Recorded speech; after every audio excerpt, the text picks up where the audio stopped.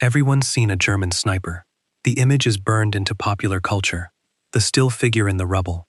The eye pressed to a scope. The single shot that changes everything.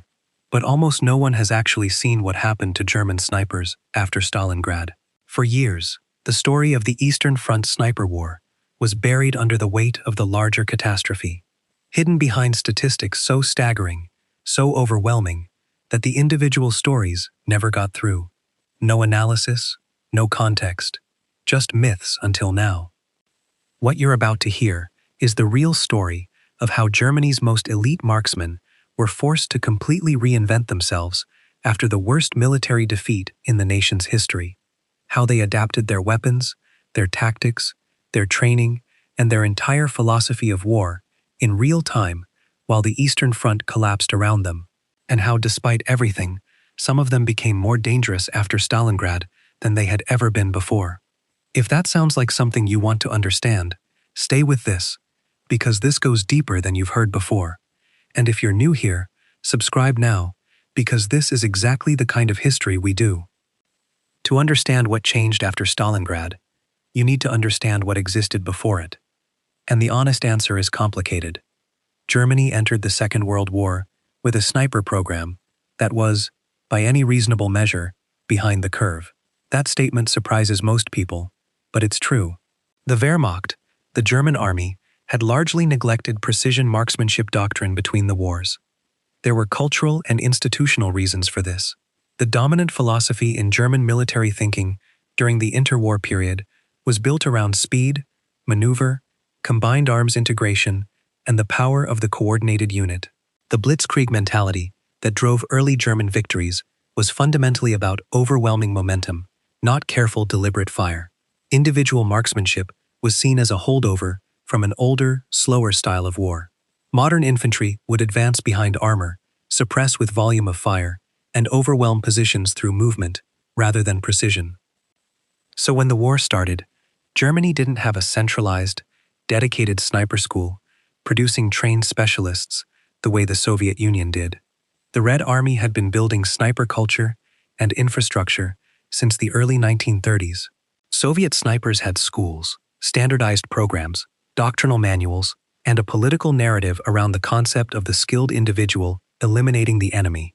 The Soviet sniper movement wasn't just military, it was cultural, it was propaganda, it was something they believed in and invested in before the first shot of the war was fired. Germany, by contrast, improvised. In the early years of the Eastern Front campaign that began in June 1941 with Operation Barbarossa, German snipers existed, but they were largely individual soldiers, identified as good shots, and handed scoped rifles rather than part of a systematic, doctrine-driven program. The rifles they used were often standard Karabiner 98K bolt-action rifles, fitted with the Zeiss CF41 scope, which was actually a low-powered 1.5x magnification optic mounted well forward on the receiver. It was not a true sniper scope in the way that phrase is understood today. It was an aimed fire enhancer, useful for longer-range individual fire, but nowhere near the precision instrument that the Soviet PU scope on the Mosin Nagant provided at 4 times magnification. German snipers in 1941 and 1942 were often fighting against Soviet marksmen who were better equipped, better trained, and operating within a system that valued and supported them. German casualties from Soviet sniper fire during the opening campaigns were significant, and the tactical problem of enemy snipers disrupting movement, suppressing officers, picking off machine gun crews and communications personnel was something German commanders were already forced to take seriously. But there was something else happening beneath the institutional surface. Certain individual German soldiers had a natural aptitude, personal experience with firearms from hunting or sporting backgrounds, and a keen understanding of fieldcraft that made them extraordinarily effective even without formal training. Men like Matthias Hetzenauer, who would become one of the highest credited snipers in the German military by the end of the war, or Josef Allerberger, both Austrians who came from mountain infantry traditions that valued marksmanship and individual survival skills. These men were developing their own methods through brutal trial and error on the Eastern Front long before any formal system caught up with them. And then came Stalingrad, and everything changed. The battle for Stalingrad, which unfolded between August 1942 and February 1943, was unlike anything the German military had experienced. It was not a war of movement. It was not blitzkrieg. It was the grinding, merciless, intimate horror of urban combat, fought, building by building, floor by floor, room by room, sometimes through holes smashed between apartments and factory walls. The Germans called it Rattenkrieg, rat war, a term that said everything about what it felt like from the inside. In this environment, the conventional tactical advantages that had driven German success for the previous 2 years were neutralized. Armor was largely useless in the rubble.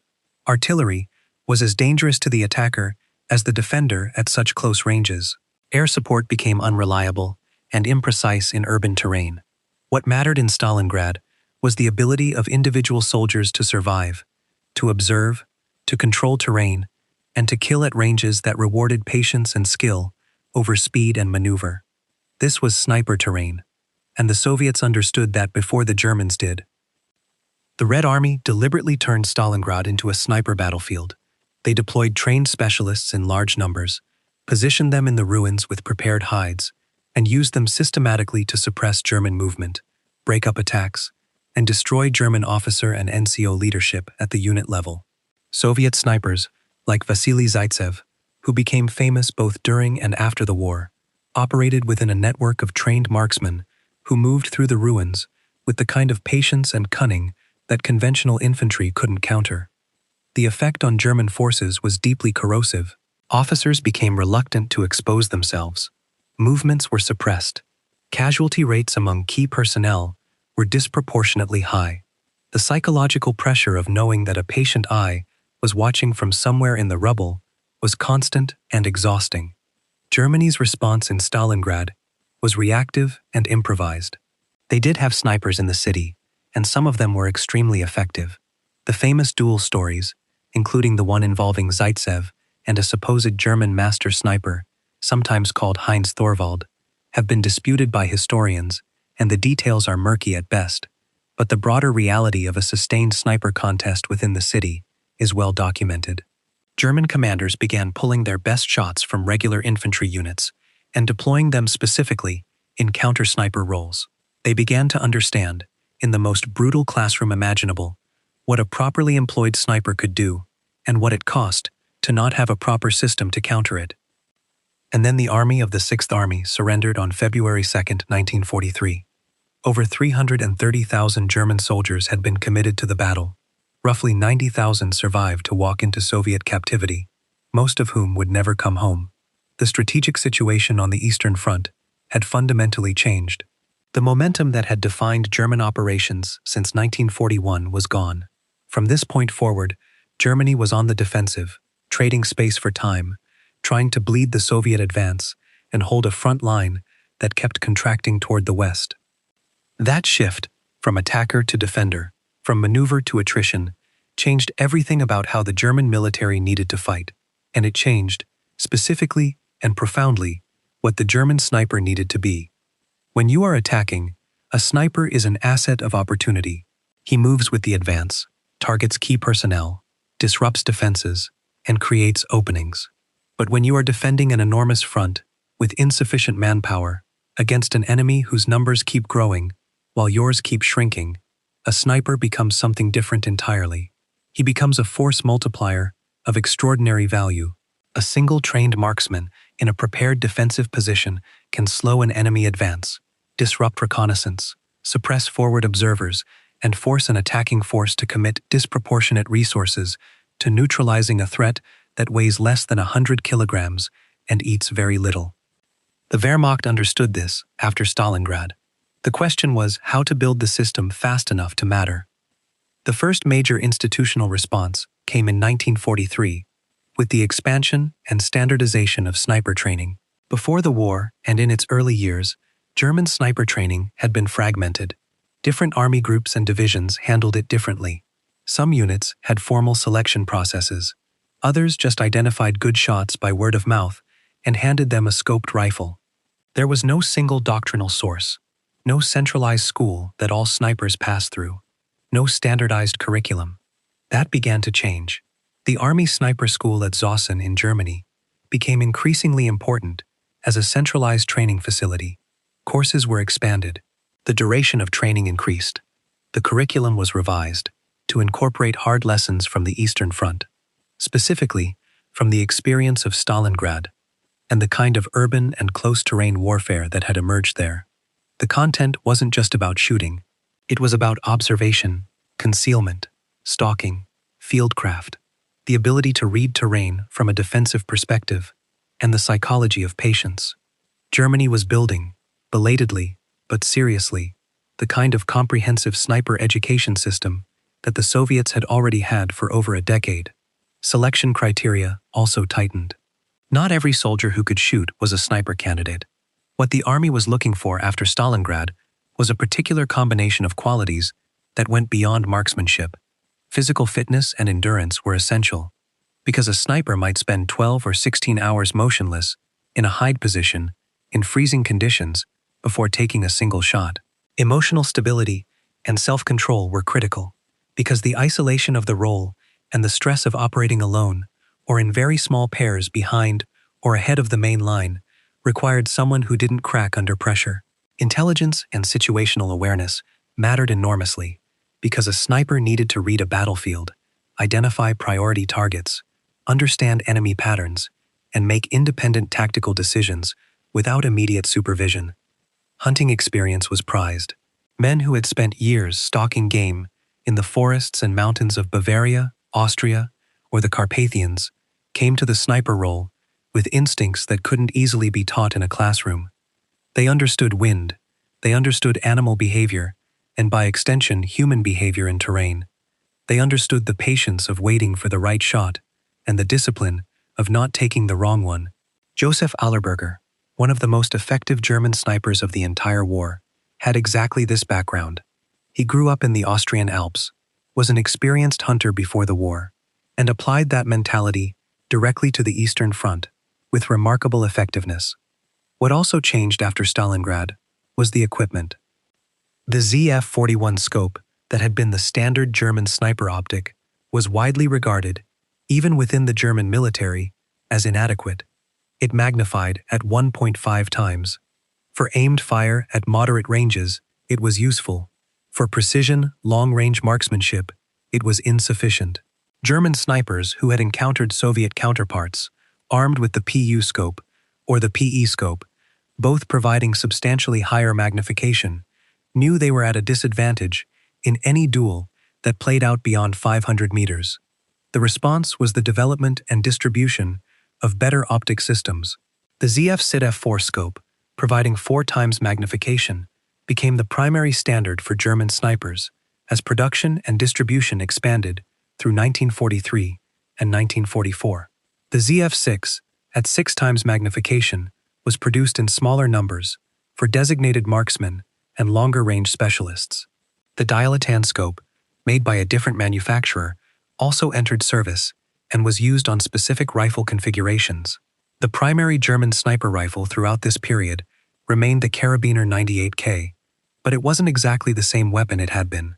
Sniper-designated K98K rifles were individually selected from production runs based on accuracy testing. Not every rifle coming off the production line shot with equal precision, and sniper-grade weapons were hand-selected, fitted with appropriate scope mounts, and in many cases, given stocks that had been bedded or otherwise adjusted for consistency. Some snipers further customized their weapons over time, modifying trigger pulls, testing different ammunition lots to find the most consistent, and developing personal understanding of how their specific rifle behaved at different temperatures and in different weather conditions. The ammunition itself received attention. German service rifle ammunition in the standard 7.92 by 57 mm Mauser caliber was already capable of excellent accuracy, but sniper use demanded consistency above everything else. Specially selected or match-grade lots of ammunition became more important as the sniper program expanded. The heavy ball as NAM, Eng-K, and the armor-piercing variants all had their place in the sniper's kit, depending on target type, but for pure precision at long range, consistent standard ammunition, carefully selected, was the preference of most experienced marksmen. Alongside the K98K, Germany had developed the Gewehr 43, a semi-automatic rifle with a 10-round detachable magazine that entered production in 1943. This weapon was a direct response to the Soviet SVT-40 semi-automatic rifle, which German soldiers had encountered in large numbers on the Eastern Front, and whose practical advantages in rate of fire were immediately apparent. The Gewehr 43 was fitted with a sniper scope mount as a standard feature, allowing it to serve in a designated marksman role. It wasn't as inherently accurate as the bolt-action K98K for extreme precision work, but it offered the enormous practical advantage of faster follow-up shots. In defensive positions where multiple targets might present themselves in a short window, or where a first shot might not be instantly decisive, the semi-automatic capability was genuinely valuable. German snipers after Stalingrad often carried both, the K98K for the careful, deliberate, maximum precision shot at long range, the Gewehr 43 for more dynamic situations, closer ranges, faster tempo engagements. The specific choice depended on the tactical situation, the terrain, and personal preference. Some snipers developed deep attachment to one over the other. Others were pragmatically flexible. What mattered was selecting the right tool for the specific problem. There was another weapon that entered the German sniper's toolkit after Stalingrad, though it's less commonly discussed in popular accounts. The Combs variant of the MP40 submachine gun was essentially non-existent for precision work, but some snipers began carrying pistols or machine pistols, not for marksmanship, but for immediate self-defense. A sniper, operating in or near urban terrain, in the ruins that became characteristic of the Eastern Front as the German retreat brought them back through destroyed Soviet cities and eventually through destroyed German ones, needed to survive at contact range if his position was discovered. The long bolt-action rifle was useless at 2 meters.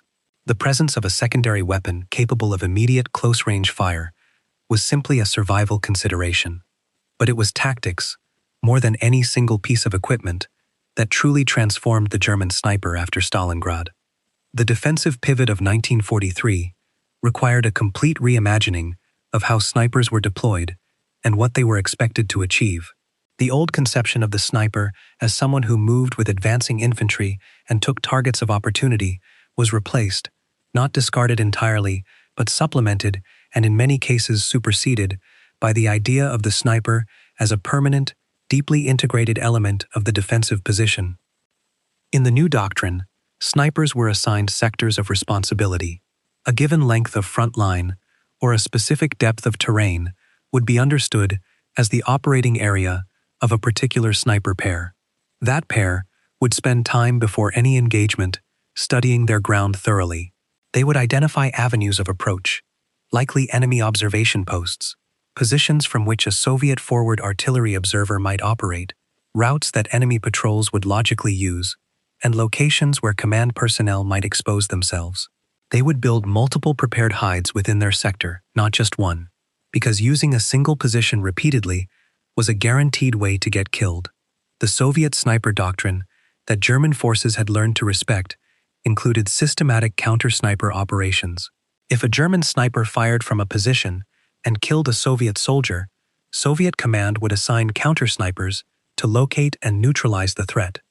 They would study the angle of the shot, the approximate range, the time of day, any secondary observations from nearby soldiers who might have noticed a muzzle flash or the crack of a round passing.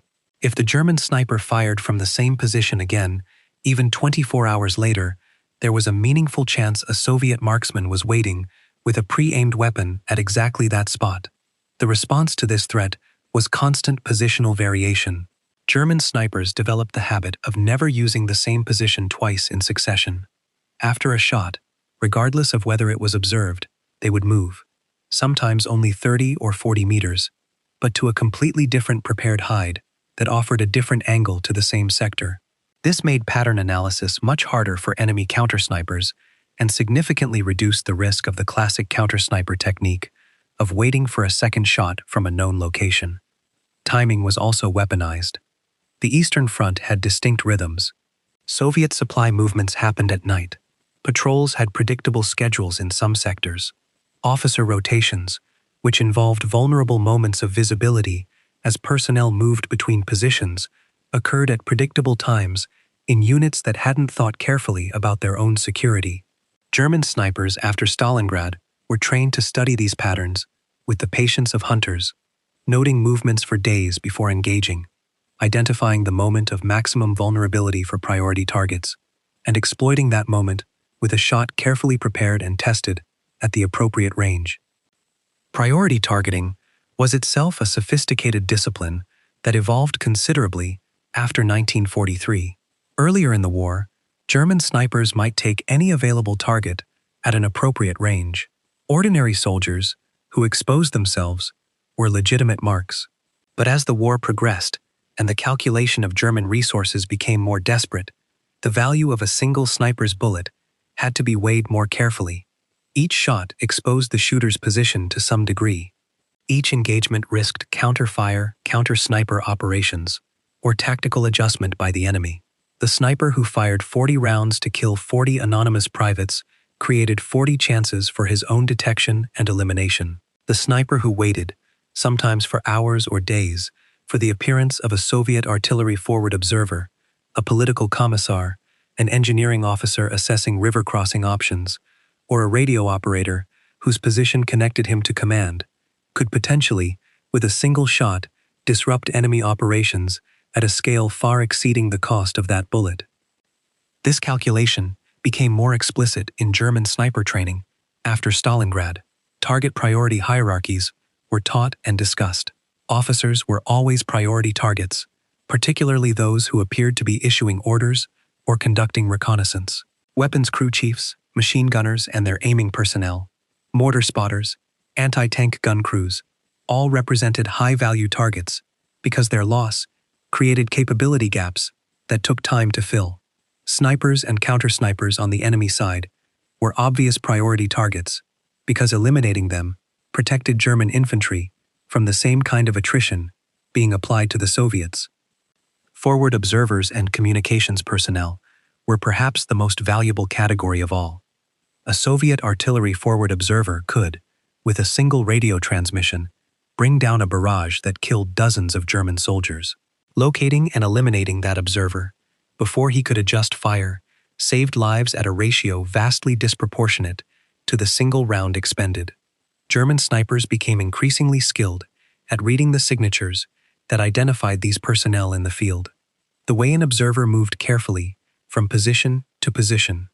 The presence of communications equipment visible near a window or embrasure. The tendency of observers to return to the same elevated positions that offered clear views of German territory. These were patterns that a patient, intelligent marksman could learn to read and exploit.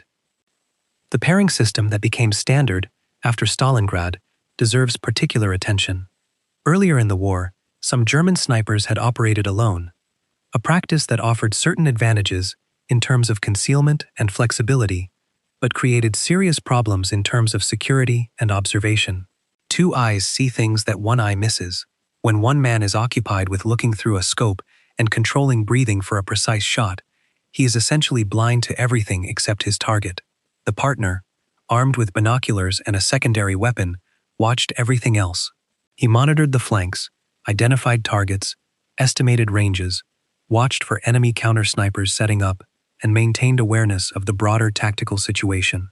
The partner also provided psychological support in a role that was inherently isolating. German snipers operated in conditions of extreme physical discomfort and psychological stress.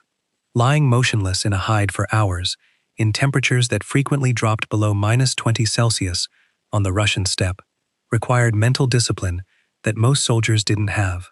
Having a trusted companion in the hide maintained alertness, allowed brief rest rotations, and provided a human connection that made the work psychologically sustainable over extended operational periods. The communication between sniper pairs was largely nonverbal, developed through training and field experience until it became instinctive. A particular gesture meant a target had been identified at a specific bearing. Another indicated the need to move. The discipline of absolute silence in a hide position was so complete that experienced pairs could operate for extended periods without a single spoken word.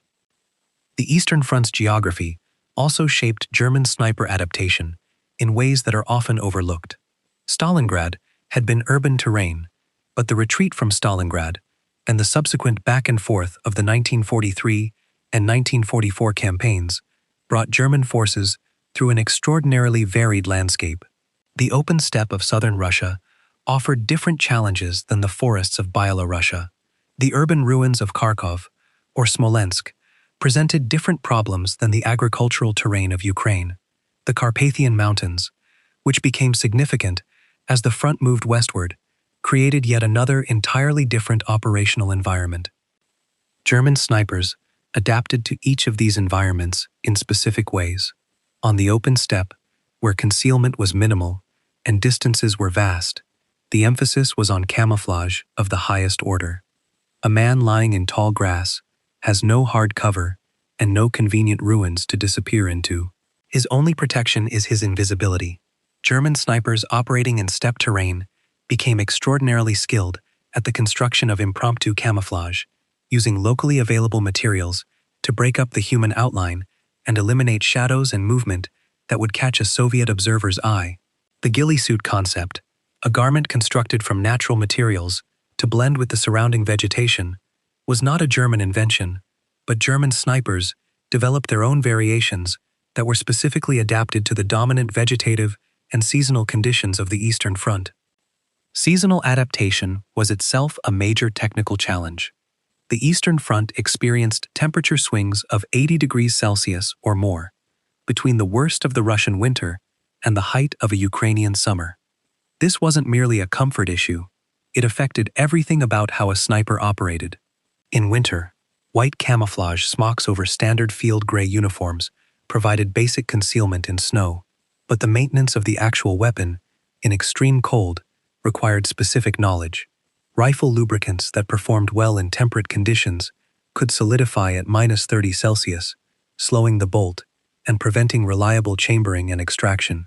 German snipers learned to either use special winter lubricants, available if supply lines were functioning, or to operate with minimally lubricated weapons that relied on the machining tolerances of the rifle itself rather than oil to function in extreme cold. Optical equipment had its own cold weather problems. Scope lenses could fog internally when a warm weapon was brought quickly into cold air, then clear in ways that distorted the zero. Scope mounts could shift slightly as metal contracted in extreme cold, moving the point of impact away from the pre-registered zero. Experienced snipers learned to account for this, keeping their equipment at consistent temperatures as much as possible, rechecking zero whenever conditions changed significantly, and building in the mental adjustment for known cold weather deviations. Summer presented opposite challenges.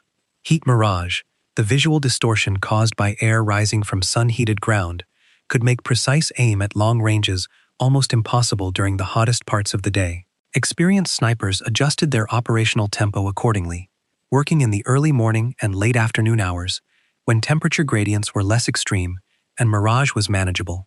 The midday hours, when heat shimmer made precision shooting unreliable, were used for position improvement, rest, observation, and planning.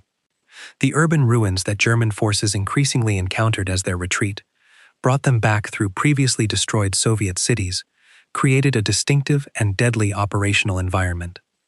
Stalingrad had been the proving ground, but the lessons applied to Voronezh, Kharkov, Vitebsk, Minsk, and eventually to German cities as the war moved west. In ruins, snipers had natural concealment in the form of collapsed walls, broken floors, burned-out buildings with multiple apertures, and the general chaos of a destroyed urban environment that made movement and observation extraordinarily difficult. German snipers adapted to this environment by mastering the art of position construction within existing ruins. A sniper hide in a destroyed building was not simply a matter of lying down behind a wall and shooting through a gap. The ideal position was one that was shielded from observation from multiple angles, that offered a clear field of fire through a narrow aperture that was itself concealed from casual observation, that provided at least minimal protection against return fire, and that had multiple exit routes for use if the position was discovered or taken under fire. The selection and preparation of these positions became a sophisticated skill. A broken window in a destroyed apartment building might seem like an obvious sniper position, and Soviet counter-snipers knew this.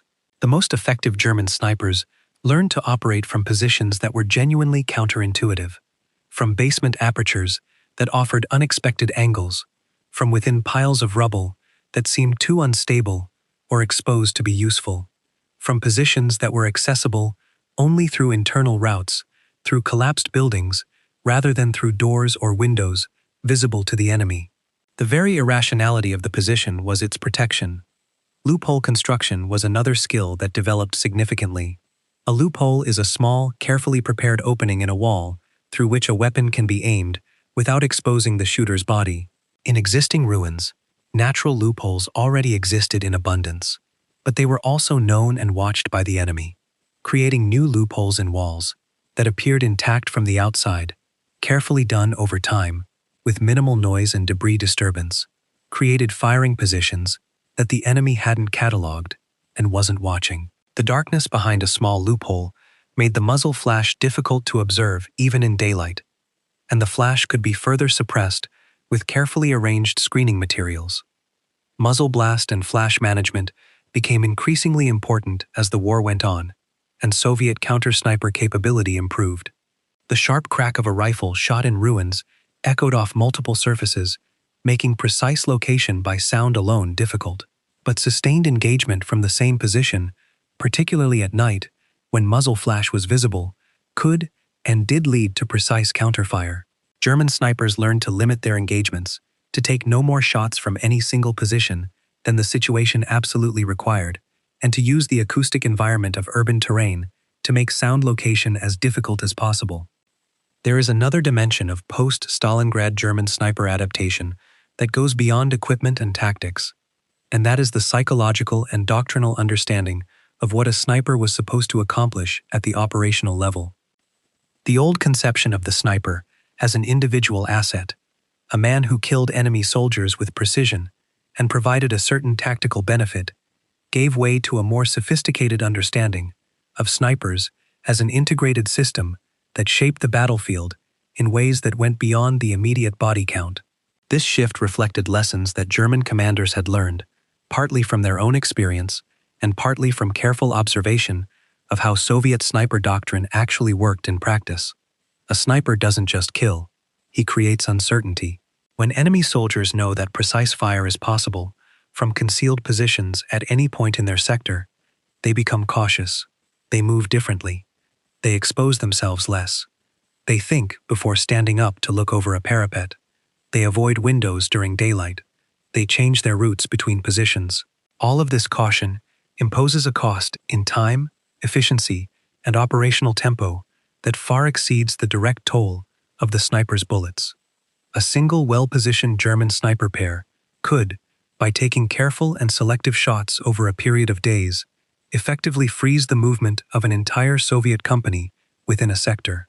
The company wasn't destroyed.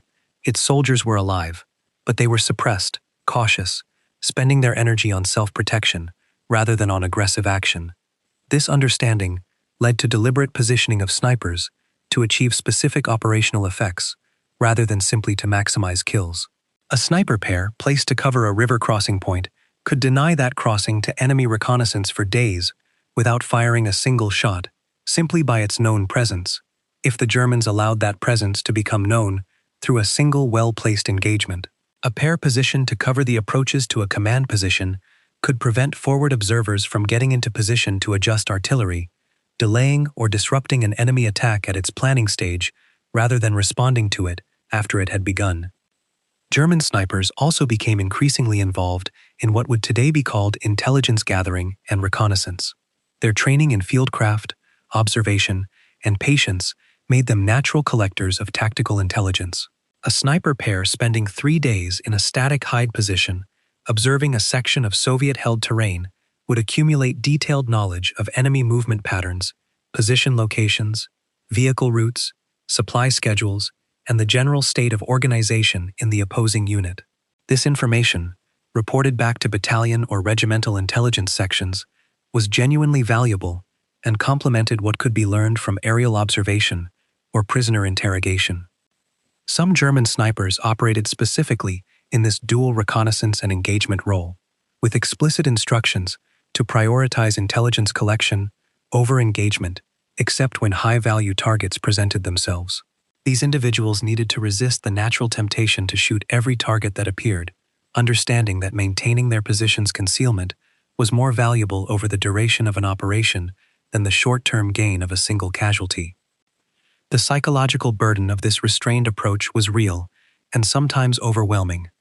A sniper who watched enemy soldiers moving in his field of view without engaging them, because the operational priority was to remain undetected, was exercising a kind of discipline that went against every trained instinct. The most effective German snipers after Stalingrad were those who had developed this discipline to the point where it was essentially automatic, where the decision to not fire was as calculated and assured as the decision to fire. The counter-sniper mission, which had emerged in improvised form at Stalingrad, became a formalized part of German sniper doctrine after 1943. The persistent threat of Soviet snipers to German unit cohesion and officer survival was well understood at this point, and dedicated counter-sniper operations were planned and conducted with increasing sophistication. Counter-sniper work is fundamentally different from other forms of sniping in its psychology and methodology. Against a regular infantry position, a sniper can observe, identify a pattern of behavior, and engage when that pattern produces a target. Against a trained enemy sniper, the situation is far more dangerous, and the methodology must be more careful. The enemy has the same skills. He understands concealment and fieldcraft at the same level. He is watching for the same signatures that the German sniper is trying to exploit. An error in counter-sniper work isn't just a missed shot, it's potential identification and elimination by someone who is specifically trained to do exactly that. German counter-sniper teams, after Stalingrad, typically operated in groups of 3 or 4, rather than the standard pair. The additional personnel allowed for more comprehensive observation of a wider sector, while one individual conducted careful, detailed observation of suspected enemy positions. Decoy techniques were employed to force the enemy sniper to fire and reveal his position, including the use of dummy heads or helmets raised above a parapet in ways that were realistically imperfect rather than obviously fake. A perfect dummy head that is clearly artificial fools no one. A slightly tilted, partially visible helmet that appears to be a soldier who has made the entirely natural mistake of carelessly exposing himself will tempt a trained sniper in ways that are very difficult to resist. The use of dummy heads and exposed equipment to bait enemy snipers into revealing their positions was a technique with roots earlier in the war, including in static trench-type positions on the Eastern Front, where both sides had established permanent defensive lines.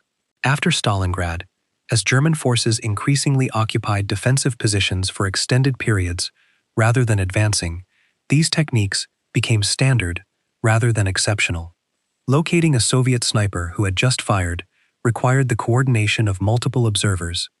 The crack of a rifle shot and the supersonic crack of the bullet passing nearby arrived at different times and from slightly different directions, and experienced listeners could use this to estimate the approximate origin. Smoke or dust disturbance from a muzzle blast, visible for a fraction of a second after a shot, provided a visual clue if observers in the right position were watching carefully. The angle of impact of a round on a known surface, a wall, the ground, a sandbag, could be back-traced to determine the approximate line of fire. None of these methods provided a precise location, but together they could narrow a suspected position down enough for the counter-sniper team to begin more detailed observation. Once a suspected Soviet sniper position had been localized, the German counter-sniper faced a choice. He could attempt an immediate engagement if a target was visible or would likely become visible. He could set up a longer-term surveillance of the position and wait for a clear opportunity, or he could report the location to supporting weapons, artillery, or mortars and request indirect fire on the position. The choice depended on the confidence of the localization, the terrain, the availability of supporting fires, and the urgency of the threat. The mortar call for fire was in some ways the most effective counter-sniper tool available to German forces, provided the position was localized with sufficient accuracy. A well-placed mortar round in a confined space, a ruined building, or a fighting position was absolutely lethal and didn't require the counter-sniper team to expose themselves to an engagement with a skilled opponent. But this option also revealed to Soviet commanders that their sniper had been located, potentially prompting movement or replacement, and consumed mortar ammunition that was increasingly scarce as German logistics deteriorated through 1943 and 1944. The direct engagement approach, sniper against sniper, was the most psychologically demanding form of the work, and the one that produced the stories that became legend both during and after the war. These duels were not the romanticized, formal confrontations of mythology. They were extended, patient, often multi-day affairs during which two trained men attempted to identify each other's position, verify their localization through observation, and achieve a firing position that was both concealed from the opponent and offered a clear shot at the moment of maximum target exposure. German snipers who survived multiple counter-sniper engagements were rarely exceptional shots in the mechanical sense, though they were certainly competent. What set them apart was their ability to manage their own impatience, their willingness to maintain a position for far longer than felt comfortable or safe, and their skill at reading the subtle behavioral signatures that a waiting sniper, however well trained, inevitably produces. The slight shift of position after hours of immobility, the adjustment of camouflage that moves when the wind isn't blowing, the behavioral giveaway of a shot fired just a fraction too quickly when a tempting target appeared. Joseph Allerberger, writing about his experiences in detail after the war, described exactly this kind of extended patient work. The ability to remain still, to control breathing, to suppress the natural human need to check surroundings and shift position was something that could be developed through training, but that in the end came down to individual temperament. Some men had it. Most didn't. The ones who had it tended to survive on the Eastern Front in ways that statistics would not have predicted. As the German retreat continued through 1943 and into 1944, snipers increasingly found themselves serving as rearguard elements. When a German unit was withdrawing from a position, the last soldiers to leave were often the ones most likely to be caught by pursuing Soviet forces. Snipers, operating in pairs with the mobility and self-sufficiency to function independently of the main unit for periods of hours or days, were ideally suited to rearguard work. A sniper pair positioned at the edge of a town or at a key choke point could significantly slow the advance of Soviet infantry pursuing a withdrawing German column, forcing the pursuing force to stop and conduct deliberate clearing operations that took time and resources rather than simply following the retreating Germans at speed. This rearguard role was dangerous in ways that went beyond the already high danger of normal sniper work. A pair operating as a rearguard was by definition operating alone, without the support of the broader unit, in terrain that was likely already partially occupied or surrounded by enemy forces. The requirement for extraction, for getting back to German lines after the delaying mission was complete, was often the most dangerous part of the operation. Routes that were open an hour ago might be cut. Darkness and terrain offered concealment, but also confusion. Extraction routes were planned, and multiple alternatives identified before any rearguard mission began, because the alternative was capture or death in terrain that offered no friendly assistance. The experience of operating this way, at the margins of the Army's capability, and in circumstances where individual judgment and skill were the only available resources, produced a particular kind of soldier. German snipers who survived the rearguard operations of 1943 and 1944 were operating with a level of tactical independence and personal responsibility that was exceptional in any military at any period. They made life-and-death decisions without reference to higher authority, often in circumstances where the tactical situation was changing faster than any communication system could track. The best of them developed an instinct for this work that went beyond training into something closer to expertise in the truest sense, a deeply internalized mastery of their craft and environment that allowed effective action even in conditions of maximum uncertainty and stress. The weapons kept evolving alongside the tactics. By 1944, German sniper teams in some formations were being equipped with the Fallschirmjägergewehr 42, The FG-42, a weapon originally developed for German paratroopers that combined automatic fire capability with semi-automatic precision fire in a single package. This weapon was rare, and its distribution to conventional infantry snipers was exceptional rather than standard, but its existence pointed toward where German military thinking was heading. The line between the designated marksman, capable of precision fire at extended ranges, and the automatic rifleman, capable of suppressive fire at closer ranges, was beginning to blur in response to the dynamic and rapidly changing contact engagements that characterized the retreat phase of the Eastern Front campaign. The State G44, the Sturmgewehr 44, or assault rifle, represented a broader German effort to bridge this capability gap. But it was not a sniper weapon in any practical sense, firing an intermediate cartridge that was optimized for effectiveness at medium ranges rather than precision at long ranges. German snipers carried the Sate G44 as a secondary weapon in some cases, particularly in environments where the likelihood of close contact was high, but it never replaced the K98K or G43 for the core sniper function. Suppressor technology, which had existed in various forms since before the war, saw limited but real application in German sniper work after Stalingrad. The integration of a suppressor on a bolt-action rifle, which did not produce the automatic cycling noise of a semi-automatic, offered genuine tactical advantages in specific situations. The suppressor didn't eliminate the sound of a rifle shot, but it significantly reduced the muzzle blast signature that helped observers locate the shooter, and it changed the acoustic signature in ways that made direction finding by ear more difficult. German suppressor development was less advanced than that of some other combatants, and distribution to frontline snipers was limited, but the concept was understood and applied where resources allowed. One aspect of German sniper adaptation after Stalingrad that receives almost no attention in popular accounts is the role of non-German soldiers in the German sniper program.